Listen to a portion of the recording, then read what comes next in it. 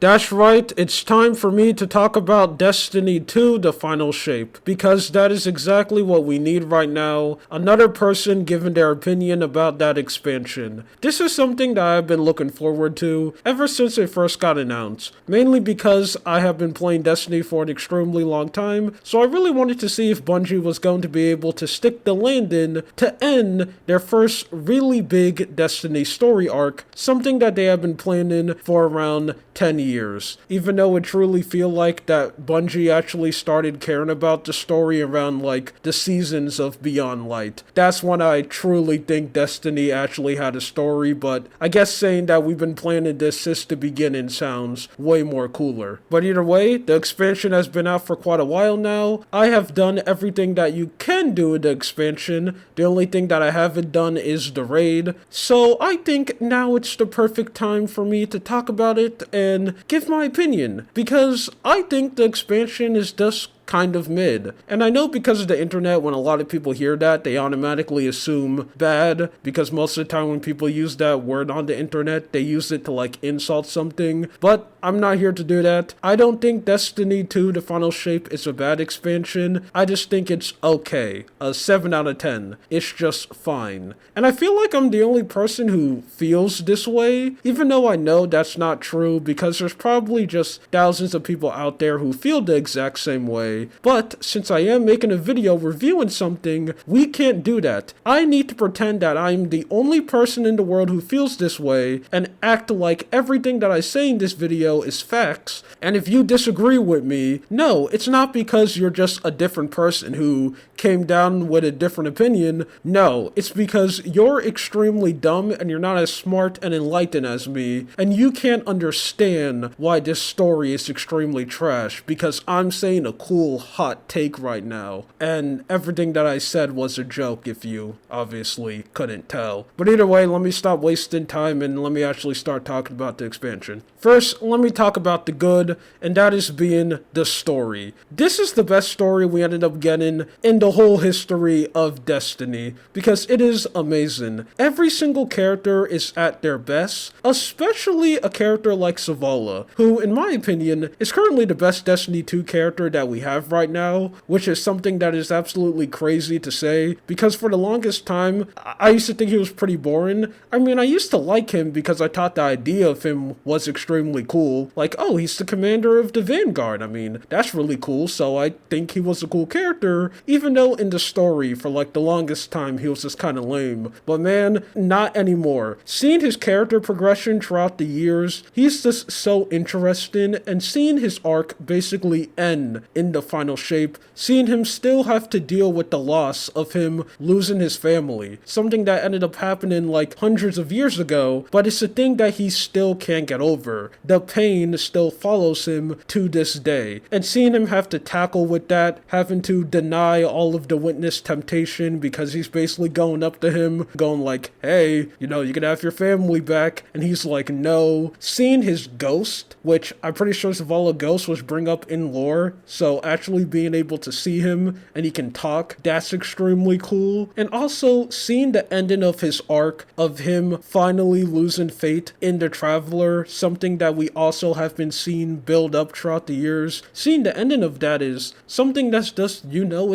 extremely sad to see, because, you know, Zavala, he was always the person who had fate in the Traveler. I mean, he wasn't like a Traveler Glazer, but he had a little fate in it, and seeing him completely lose it and almost go to the true dark side and completely embrace the darkness, it was an amazing story. It was well done, and I think he's easily the best part of the expansion, and it's crazy that that is the sentence that I ended up saying. And you want to know who's also a character that's really good? The Crow. He is another character where his story kind of also comes to the end of like his first arc, and seeing him interact with Cayde, which both of them make a really good partnership, like it kind of sucks that around the ending of the campaign, Cayde is just gone, even though I think that is for the better of the story. And also, Cayde in the expansion is also really good. I kind of knew that he was going to have trouble to like stick out, mainly because all the rest of the characters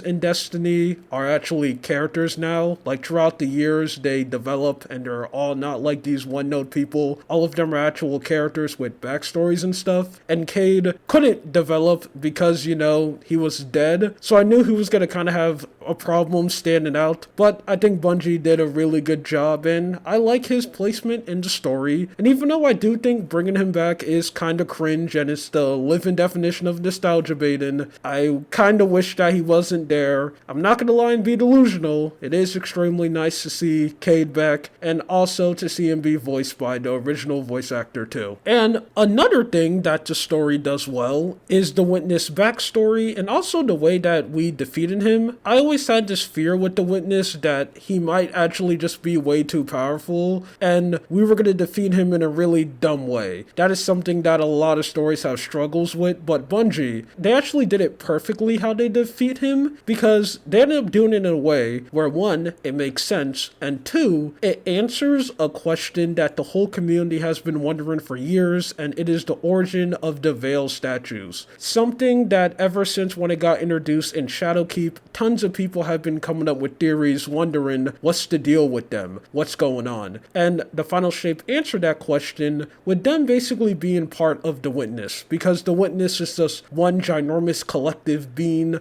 a whole species basically combined themselves to make one ultimate being, a god, and the statues are basically just pieces of them that had a disagreement. You know, they thought, man, you know, I think the Final Shape is kind of cringe, and the Witness is like, nah, you're cringe. Then they get punished out of statues, and obviously, I don't think that's extremely cool. If I was in the statue, I wouldn't be happy. So now they're basically just like opping against him. And those statues, those descenders, they help you defeat the Witness, because they basically tell you that, hey, you know the ritual that made him? You can just undo that, and then you undo the Witness. That's extremely cool. And then also the ending, the really last mission, is something that I absolutely hate that I love so much. Because I know for a fact that if this mission was in just any other story, I would have called it cringe and said it was extremely corny. Because let's come and really think about it. It first starts with like everyone you met throughout the years all gathered together, and then Zavala has the most generic speech of all time, like, this Witness guy's no good, he's pretty evil, look how evil he is,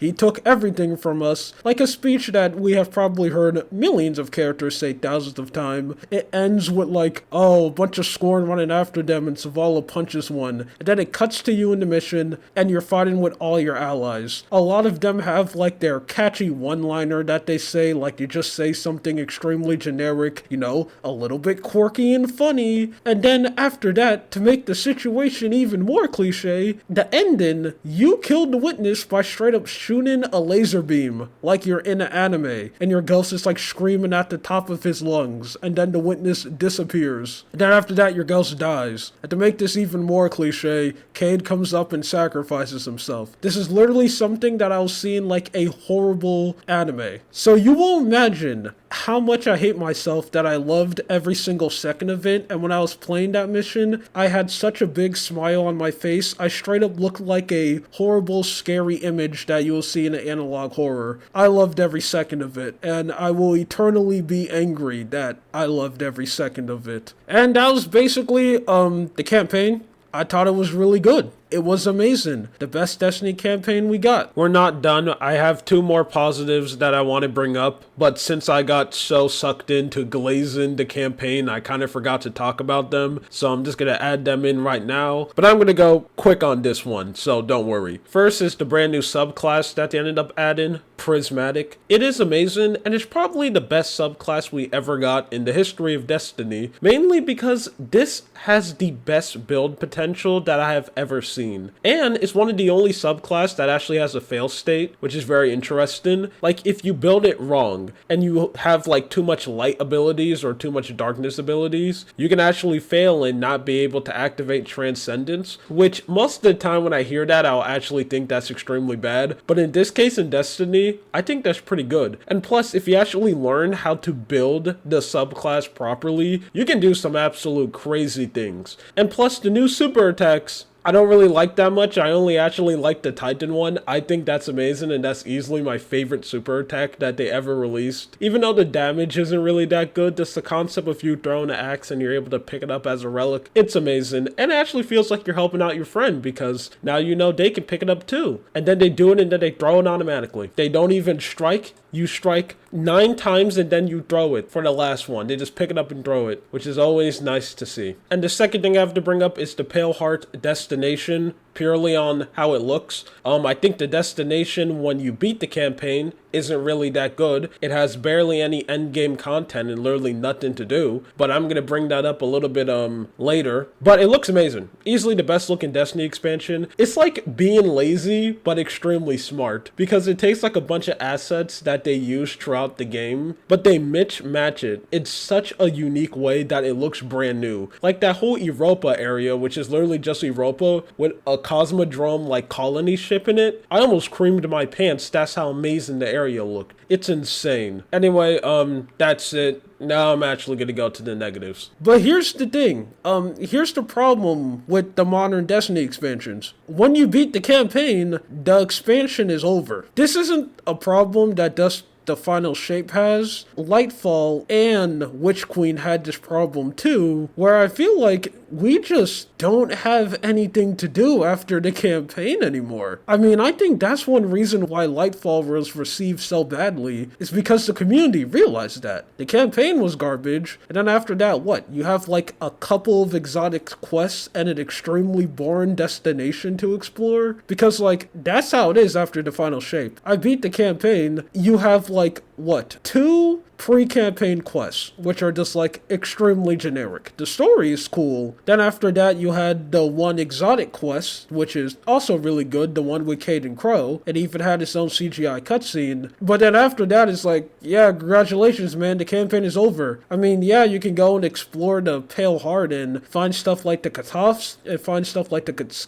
Koth stuff. The first Destiny gun, I straight up can't pronounce that gun name. But after you beat the campaign, it's kind of done. And I just feel like old Destiny expansions just weren't like that anymore. Like, I actually went back and played the original Destiny 1. After you beat the Taken King campaign, you have so much after campaign content. You basically get a brand new quest for every single destination. Like, all of the 4 original destination, you work with every 3 members of the Vanguard. You have like stuff to do after you beat the campaign. You even get to go back to the Reef and you work with them, and you also can do an exotic quest to get a horrible exotic that no one used. Like, you had so much things you could do after the campaign. Rise of Iron was the same, because that exists. I don't know why a lot of people in the community just forgot that expansion exists. These 2 expansions, you had a lot of things to do after the campaign. I just feel like that doesn't really exist anymore with modern Destiny expansions. You kind of beat the campaign and it's like, okay, congratulations, job's done. Have fun looking for like random key fragments so you can go and get an exotic, which by the way, I look for by myself. So I'm getting more value than like the average person, because most people just search up a Dado video or a Destiny YouTuber video where to find the items. No, I put in my own blood, sweat, tear, and cum to find those items myself. And it takes hours, and I did them all, and now I'm basically finished with the expansion. And I just think that sucks. And I hate that every time when people bring this up, because I'm not the only person with this complaint, the one excuse that they use is like, oh, the season is where the rest of the content is. That's not part of the expansion. Episode Echo is not part of the expansion. That's its own standalone thing. That goes away at the end of the year. Final Shape doesn't, and it just has no real endgame, and it's just sad, man. Like, I really wish they can just pack more things when you're done with the campaign. And yeah, that's the main reason why I think it's kind of mid. Anyway, that's it. This is just something that I want to yap about. My name is Lua. You have a good day or night.